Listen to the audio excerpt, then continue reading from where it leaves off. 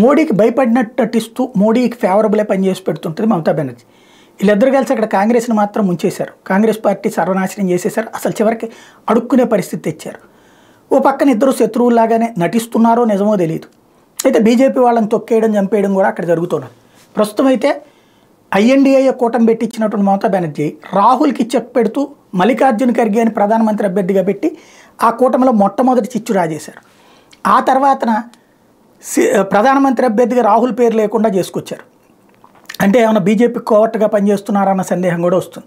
ఇప్పుడు అదే మమతా బెనర్జీ 42కి 42 మంది అభ్యర్థుల్ని ప్రకటించేశారు. దీంతో ఆగ్రహించినటువంటి కాంగ్రెస్ పార్టీ బెంగాల్లో ఏకపక్షంగా మొత్తం లోక్సభ స్థానాలకి తృణమూల అభ్యర్థులు ప్రకటించడం అన్నటువంటిది ఈడీ సిబిఐ దాడులకి భయపడింది మమతా బెనర్జీ.